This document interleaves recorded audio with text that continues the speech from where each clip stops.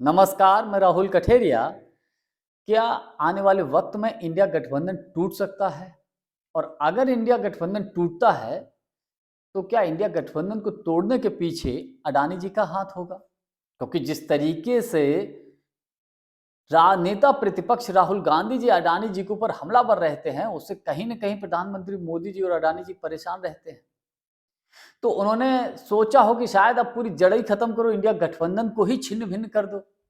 इसलिए इंडिया गठबंधन के सहयोगी दलों को शायद अडानी जी ने साध लिया हो और इसीलिए इंडिया गठबंधन के सहयोगी दल के नेता कांग्रेस पार्टी के ऊपर हमलावर रहने लगे हैं।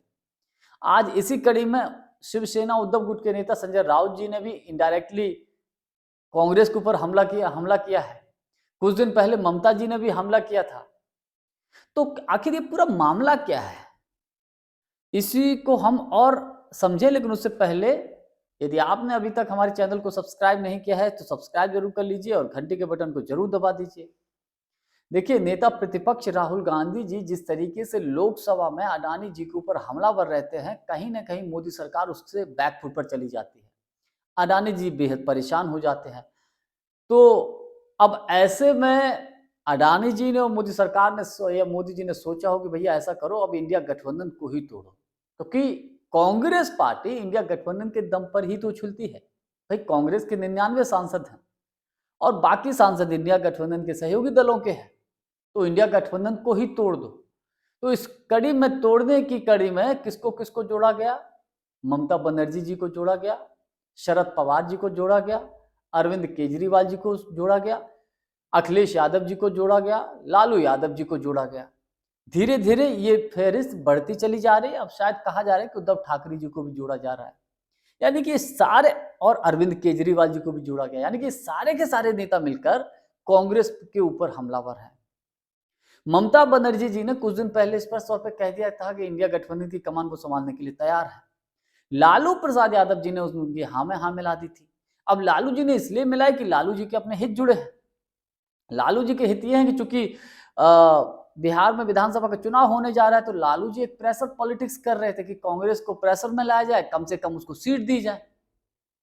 ममता बनर्जी जी इसलिए कर रही थी क्योंकि बंगाल में जो है अडानी जी के प्रोजेक्ट हैं, तो उनका अपना व्यक्तिगत हित है। शरद पवार जी की अडानी जी से दोस्ती कोई छुपी नहीं है। अरविंद केजरीवाल जी ये चाहते हैं कि दिल्ली में कांग्रेस पार्टी उसको खुला मैदान दे दे और वो अकेले चुनाव लड़े। भारतीय जनता पार्टी से कांग्रेस केवल नाम मात्र के लिए चुनाव लड़े। तो सवाल ये है, केजरीवाल साहब जब गुजरात में विधानसभा का चुनाव हुआ था तो कांग्रेस के खिलाफ लड़ने गए थे। कांग्रेस लगभग जीत जाती तो, लेकिन केजरीवाल साहब की वजह से हारी। हरियाणा के विधानसभा के चुनाव में केजरीवाल साहब जेल से बाहर आए और अधिक सारी की सारी लगभग कुछ सीटों को छोड़कर कांग्रेस के खिलाफ प्रत्याशी उतार दिए, वहां पर अपने प्रत्याशी उतार दिए। तो नुकसान किसका हुआ? कांग्रेस का हुआ। गोवा में केजरीवाल साहब ने प्रत्याशी उतार दिए, नुकसान किसका हुआ? कांग्रेस का हुआ। तो केजरीवाल साहब जब कांग्रेस जहां चुनाव लड़ने जाती है वहां पर जाकर अपने प्रत्याशी उतार देते हैं, कांग्रेस का नुकसान कर देते हैं। लेकिन जब दिल्ली में विधानसभा का चुनाव होता है तब केजरीवाल साहब ये मांग रखते हैं, ये सोच रखते हैं कि यहां पर कांग्रेस भाई दमदारी से चुनाव ना लड़े। क्यों ना लड़े भाई? आप करो तो सब ठीक। और जब दिल्ली में कांग्रेस पार्टी दमदारी से चुनाव लड़ रही, चूंकि दिल्ली में इस बार यह हकीकत में कांग्रेस मजबूती के साथ चुनाव लड़ रही है और उसी का डर है कि आम आदमी पार्टी डरी हुई है, केजरीवाल साहब डरे हुए हैं। खबर यहां तक है कि तमिलनाडु के मुख्यमंत्री एम.के. स्टालिन जी ने फोन किया राहुल गांधी जी को कि दिल्ली में अजय माकन जी एक प्रेस कॉन्फ्रेंस करने जा रहे थे बड़ी, कि उसको रुकवा दें, यानी कि मजबूती से कांग्रेस दिल्ली में चुनाव ना लड़े। और हालांकि प्रेस कॉन्फ्रेंस तो रोक दी गई, लेकिन कांग्रेस फिर भी मजबूती से दिल्ली में विधानसभा का चुनाव लड़ रही है।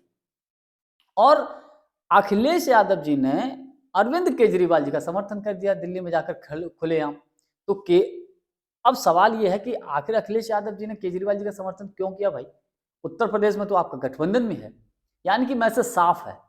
अखिलेश यादव जी भी चाहते हैं कि प्रेशर पॉलिटिक्स के तहत आने वाले वक्त में 27 के विधानसभा के चुनाव में उत्तर प्रदेश में कांग्रेस को कम से कम सीटें दी जाएं, यदि गठबंधन होता है तो।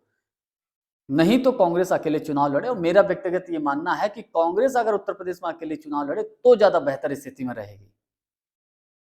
तो ये सारा का सारा जो प्रोपेगेंडा चल रहा है, इस सबके पीछे चाहे ममता बनर्जी जी हों, चाहे शरद पवार जी हों, चाहे अखिलेश जी हों, चाहे केजरीवाल साहब हों, खबर ऐसी है उद्धव ठाकरे जी भी हाँ में हाँ मिलाने लगे हैं, चाहे लालू जी हों, सब लोग, इन सबके पीछे अडानी जी का हाथ है। अब चैन कहीं से भी जुड़ी हो, चाहे शरद पवार जी के माध्यम से ममता जी से होती हुई, लालू जी से होती हुई, केजरीवाल साहब, अखिलेश जी, तमाम लोगों से मिलती हुई जा रही है, उद्धव ठाकरे जी से, लेकिन हाथ किसका है? अडानी जी का। किसी ना किसी तरीके से साधा जा रहा है, किसी को पैसे के दम पर साधा जाएगा, किसी को ईडी, सीबीआई, इनकम टैक्स, इनके माध्यम से साधा जाएगा। और सबसे बड़ी वजह उसमें एक और बड़ा पॉइंट ये है कि सब चाहते हैं कि कांग्रेस पार्टी कमजोर रहे, कांग्रेस मजबूत ना रहे।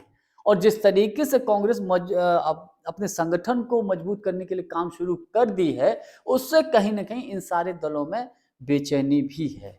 ये मेरा अपना व्यक्तिगत मानना है। और इंडिया गठबंधन यदि टूटता है तो उसके पीछे अडानी जी का हाथ है, इसमें कतई कोई दो राय नहीं। जब इंडिया गठबंधन टूट जाएगा तो शायद उनको लगता है कि शायद संसद में फिर इतने मजबूती के साथ उनका अडानी का मुद्दा कोई उठा नहीं पाएगा। जानकारी हमारी आपको कैसी लगी कमेंट्स करके हमको जरूर बताइएगा। बहुत बहुत धन्यवाद। नमस्कार।